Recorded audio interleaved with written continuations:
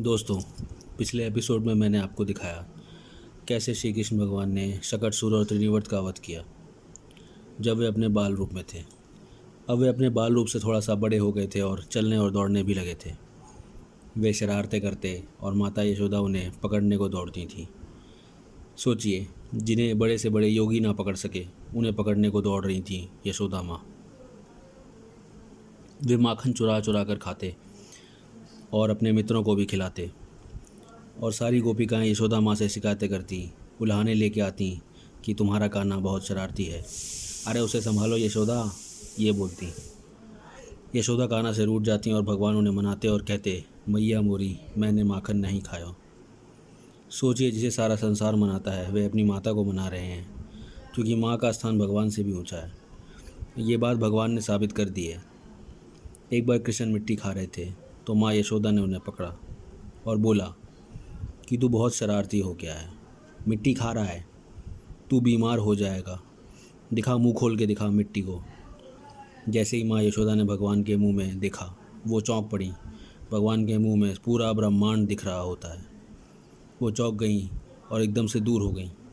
फिर उसके बाद उन्होंने फिर से उनके मुंह में देखा तो सब कुछ सामान्य हो गया।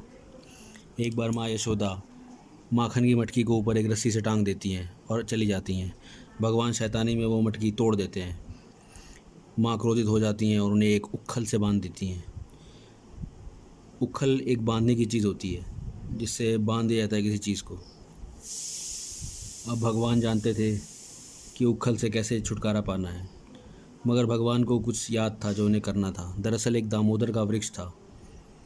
वो पेड़ नहीं था बल्कि उसमें कुबेर के 2 पुत्र कैद थे। कुबेर के 2 पुत्रों को आज़ाद कराने के लिए भगवान ने उखल को उस दामोदर वृक्ष के बीच में सटा दिया। 2 पेड़ एक ही जड़ से अटके हुए थे और फिर उखल को तेज़ी से खींचा और भगवान ने उन दोनों पेड़ों को गिरा दिया। दरअसल वो दोनों नारद मुनि का एक श्राप भुगत रहे थे। नारद मुनि ने उन्हें एक श्राप दे दिया था जिसके कारण वो वृक्ष बन गए थे। नारद मुनि ने कहा कि जब भगवान कृष्ण आएंगे तो वो तुम्हें इससे मुक्त कराएंगे। इस तरह उनका उद्धार हो गया और वे दोनों पुत्र जो कुबेर के पुत्र थे वे दोनों वहाँ से मुक्त हो गए। एक बार कृष्ण भगवान खेल रहे थे, तभी एक फल वाली फल बेचने आई। भगवान ने देखा और उसके पास मासूमियत से बोले, अम्मा मुझे फल दे दो। फल वाली बोली, कुछ अनाज दो तब दूंगी। भगवान अंदर गए और अपनी छोटी सी हथेली में कुछ गेहूँ लेके आने लगे। फल वाली उन्हें देखकर उन पर मोहित हो गई। उन्होंने इतना प्यारा बच्चा कहीं नहीं देखा था। जैसे कि भगवान की सुंदरता ने उस पर कोई जादू कर दिया था। गेहूँ लाते लाते सारा गेहूँ तो उनके हाथ से गिर गया, बस कुछ दाने ही रह गए। मगर फल वाली उनसे इतनी प्रभावित हो गई कि वो उन दानों के लिए ही उसने सारे फल दे दिए। जब घर जाकर उसने अपनी पोटली खोली तो उसने देखा कि उसमें गेहूँ की जगह हीरे जवाहरात भरे पड़े हैं। वो अत्यंत प्रसन्न हुई और श्री हरि का स्मरण करने लगी। कुछ वर्ष और बीत गए और भगवान और बड़े हो गए। भगवान बछड़े चराने लगे। तभी कंस द्वारा भेजा गया एक राक्षस वत्सासुर वहाँ आ गया। उसने बछड़े का रूप ले लिया था। बछड़े का रूप लेने के कारण ही उसे वत्सासुर कहा जाता है।